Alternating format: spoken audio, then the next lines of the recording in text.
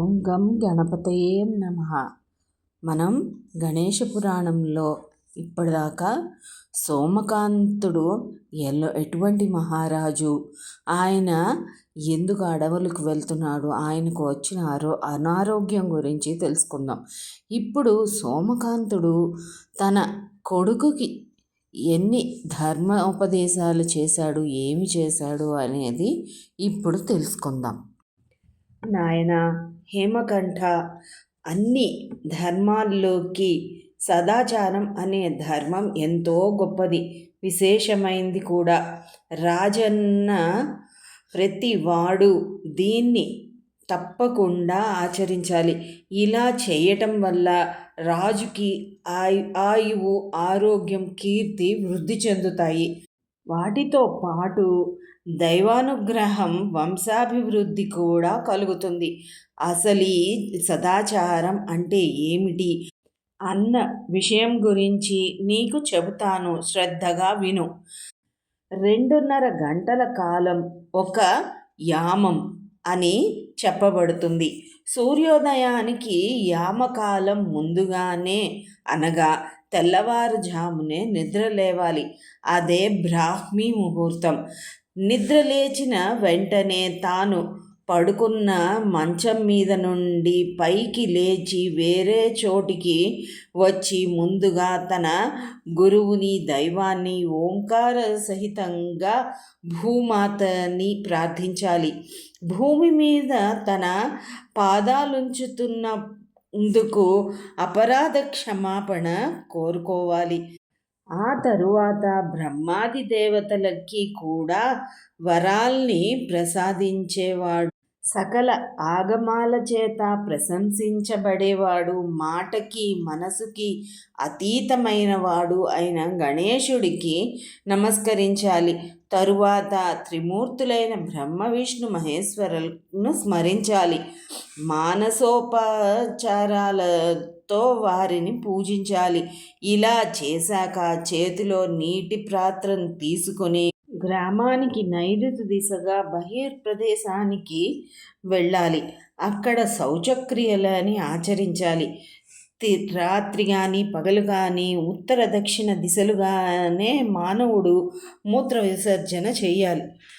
విసర్జన తరువాత మట్టితో తన ఎడమ చేతిని కడుక్కోవాలి. ఆ తర్వాత మట్టితోనే 2 చేతులు శుభ్రంగా కడుక్కోవాలి. వ్రతాన్ని చేసేవారు దీనికి 2 రెట్లు, వానప్రస్థుడు 3 రెట్లు, సన్యాసి 4 రెట్లు ఎక్కువగా శుద్ధి చేసుకోవాలి. ఇక స్త్రీలు, శూద్రులు ఇప్పుడు చెప్పిన దాంట్లో సగం లేక పావుభాగం శుద్ధి చేసుకుంటే సరిపోతుంది. శౌచక్రియ తరువాత పవిత్రంగా ఆచమనం చేసి వేప లాంటి దంతధావనానికి ఉపయోగించే చెట్లు దగ్గరికి వెళ్ళి, ఓ వృక్షరాజమా, నాకు బలాన్ని, ఓజస్సుని, తేజస్సుని, బుద్ధి బలాన్ని, సంపదల్ని ప్రసాదించు అని ప్రార్థించి తరువాత ఆ చెట్టు పుల్లని సేకరించి దంతధావనం చేసుకోవాలి. దంతధావనం చేసుకున్నాక నది లేక చెరువు దగ్గరికి వెళ్ళి పవిత్రోవా అనే మంత్రాన్ని పఠిస్తూ మలవక్షస్థానాన్ని, తరువాత అపోహిష్ట అనే మంత్రంతో అఘమర్షణ స్నానాన్ని చేయాలి. స్నానానంతరం సంధ్యావందనాన్ని నిర్వహిస్తూ అందులో భాగంగా గాయత్రి మంత్రాన్ని ఏకాగ్రంగా జపించాలి. నిత్య హోమాన్ని శాస్త్రోక్తంగా ఆచరించాలి. తరువాత మంత్ర దేవతా తర్పణాన్ని, స్వాధ్యాయాన్ని అనగా వేదశాస్త్ర గ్రంథాల అధ్యయనాన్ని, దేవతా పూజని చేయాలి. ఇలా చేశాక వైశ్వదేవాన్నిచ్చి బ్రాహ్మణుల తో అతిథులతో కలిసి భుజించాలి. రాజైన వాడు అభక్ష్యాల్ని అనగా తినకూడని పదార్థాలను తినకూడదు. రాజు నిత్యం పురాణ శ్రవణం చేయాలి. ఇతరుల్ని ఎప్పుడూ నిందించకూడదు. తన మాటని, ధనాన్ని, శక్తియుక్తుల్ని పరోపకారం కోసమే వినియోగించాలి. దాన ధర్మాలు ఆచరించాలి. ఇతర స్త్రీల మీద వ్యామోహపడకూడదు. తన భార్యని వదిలిపెట్టకూడదు. తన భార్య రుతిమతిగా ఉన్నప్పుడు ఆమెతో సంభోగం చేయకపోవటం పెద్ద దోషం. రాజైన వాడు తల్లిదండ్రుల, బ్రాహ్మణుల, గురువుల సేవ తప్పనిసరిగా చేయాలి. దీనికి తగిన అన్నవస్త్రాల్ని సమకూర్చాలి. సాధువుల్ని, సత్పురుషుల్ని సముచితంగా సత్కరించి వారి ఆశీర్వాదాలు పొందాలి. ప్రాణవసాన సమయంలో కూడా అసత్యమాడరాదు. సాధుసేవ ఎంతో గొప్ప ఫలితాన్నిస్తుంది. దానివల్ల భగవంతుని అనుగ్రహం రాజుకి లభిస్తుంది. అందుకని శ్రద్ధాభక్తులతో సాధువుల్ని సేవించాలి. రాజైనప్పుడు రాజ్యపాలన విషయంలో ఏమరుపాటుగా ఉండకూడదు. తప్పు చేసిన వాళ్ళని నిష్పక్షపాతంగా దండించాలి. తన మీద విశ్వాసం లేని వాళ్ళని దగ్గర ఉంచుకోకూడదు. ఒకప్పుడు తనకు శత్రువైన వాడిని ప్రస్తుతం గుడ్డిగా విశ్వసించకూడదు. అలాంటి వాడి వల్ల ఎప్పటికైనా ప్రమాదం. తన శక్త్యానుసారం పాత్రోచితంగా దానం చేయాలి. అలా గనక రాజు దానం చేయకపోతే తన సంపదంతా క్షీణించి చివరికి దరిద్రుడవుతాడు. ప్రజలకి మంచి పాలనందించాలనుకునే రాజు గూఢచారులనే కళ్ళని కలిగి ఉండాలి. దండనీతిని సక్రమంగా పాటించినప్పుడు ప్రజలు రాజు మీద భయభక్తులు కలిగి ఉంటారు. అలా చేయకపోతే రాజ్యంలో అరాచకత్వం ప్రబలిపోతుంది. రాజు ఎప్పుడు బహిశత్రువులతో పాటు అంతఃశత్రువులైన కామ, క్రోధ, లోభ, మోహ, మద, మాత్సర్యాలనే అర్షడ్వర్గాలని కూడా జయించాలి.